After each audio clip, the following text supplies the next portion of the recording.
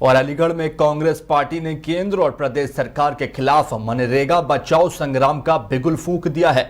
बता दें, पूर्व विधायक विवेक बंसल के आवास पर आयोजित प्रेस कॉन्फ्रेंस में अभियान की कोऑर्डिनेटर डॉक्टर शजा शर्मा कौशिक ने बताया, यह संग्राम अगले 45 दिनों तक चलेगा। कांग्रेस का आरोप है कि सरकार मनरेगा मजदूरों के संवैधानिक अधिकारों को छीनकर इसे ठेकेदारी प्रथा के हवाले कर रही है। अब मजदूर ग्राम समाज के बजाय ठेकेदार की मनमर्जी पर निर्भर होंगे।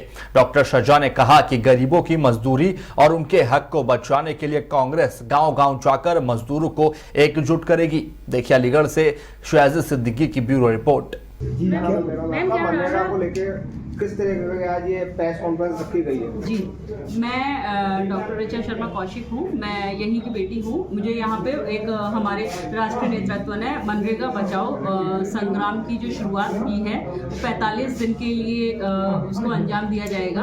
तो उसी के सिलसिले में मुझे यहाँ पे कोऑर्डिनेटर समन्वयक मुझे यहाँ पे भेजा गया है। तो जैसे कि हमारे माननीय श्री विवेक बंसल जी ने बताया कि जो मनरेगा बचाओ संग्राम है वो इसलिए है कि गरीब मजदूरों की जो संवैधानिक उनकी जो श्रम के अधिकार थे उसको छीना जा रहा है। उनकी जो न्यूनतम मजदूरी है उसको क्या कहते हैं छीना जा रहा है। इसके अलावा जो क्या कहते हैं ग्राम पंचायत स्तर पर जो उनको ग्राम पंचायतों का जो एक अपना ढांचा था उसको ये डिस्टर्ब करने की कोशिश करेंगे। क्योंकि वहाँ पे जो हमारे मनरेगा मजदूर हैं, जो हमारे मेट हैं और इसके अलावा जो हमारे वहाँ ग्राम सेवक थे वो इसमें इन्वॉल्व रहते थे। अभी क्या होगा कि अब जो भी ये अपना वित्तीय जो इनका रहेगा वो अपने ठेकेदारों के थ्रू, अब समझ रहे हैं कि वह पुराने जमाने की तरह कि केवल ठेकेदार होंगे, ठेकेदार उनको काम देंगे, उनकी मर्जी होगी उनको चुनेंगे, जिनकी मर्जी नहीं होगी उनको सरकार ने क्यों ऐसा किया? सरकार कारण क्या?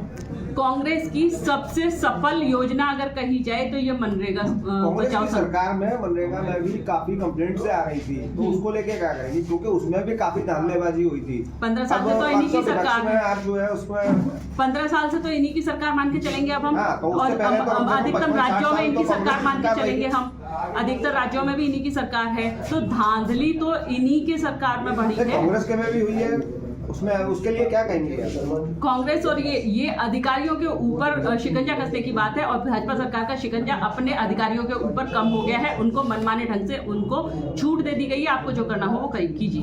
अगर आपकी बात नहीं मानी जाती तो क्या कदम रहेगा आगे कांग्रेस? हम 45 दिन का पूरा यही प्रोग्राम लेके चल रहे हैं। पहले हम अपना क्या कहते हैं पंचायत स्तरीय हम पहले अपने मजदूरों से मिलेंगे, भाइयों से मिलेंगे, ग्राम प्रधानों से मुलाकात करेंगे वहाँ। उसके बाद में फिर हम वार्ड स्तर पे भी जाएंगे।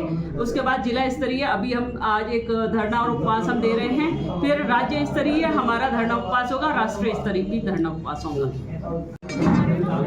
ये सर के संदर्भ में आज ये प्रेस कॉन्फ्रेंस रखी है। आज जो संदर्भ और जो उपलक्ष्य है वो ऋचा शर्मा जी को यहाँ का मनरेगा जो योजना थी यूपीए के कार्यकाल में लागू थी उसको बिल्कुल छीर्ण किया जा रहा है, उसका नाम बदला जा रहा है, उसकी आत्मा बदली जा रही है। कांग्रेस एक राष्ट्रव्यापी इसके संदर्भ में आंदोलन करने जा रही है और जगह जगह विभिन्न जनपदों में उत्तर प्रदेश में समन्वयक नियुक्त किए गए हैं। उस श्रृंखला की एक महत्वपूर्ण कड़ी यहीं की बच्ची है ये ऋचा शर्मा जी, इनको यहाँ का समन्वयक बनाया गया है और ये यहाँ पर पूर्ण रूप से उसका अंजाम देगी। उसका यहाँ पे जो किस तरीके से इसके खिलाफ जन जन तक संदेश पहुँचाना है, खासतौर से ग्रामीण अंचल में जहाँ इसका बहुत लाभ पहुँचा था और इस योजना के बदलने से कहीं ना कहीं किसानों के और ग्रामीण अंचल के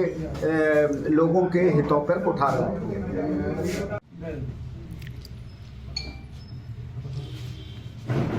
सामने देखे सर,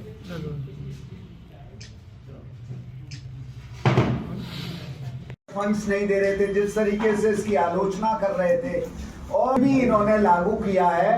पूरा जो एक महत्वपूर्ण बातें हैं वो सब हटा दी है और इसका नामांकन भी जो है बिल्कुल बदल दिया है। महात्मा गांधी इस देश में अगर ग्रामीण क्षेत्र की बात की जाए, आबादी की बात की जाए, महात्मा व्यक्ति है वो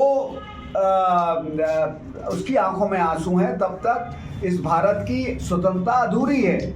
और उन्होंने ये कहा था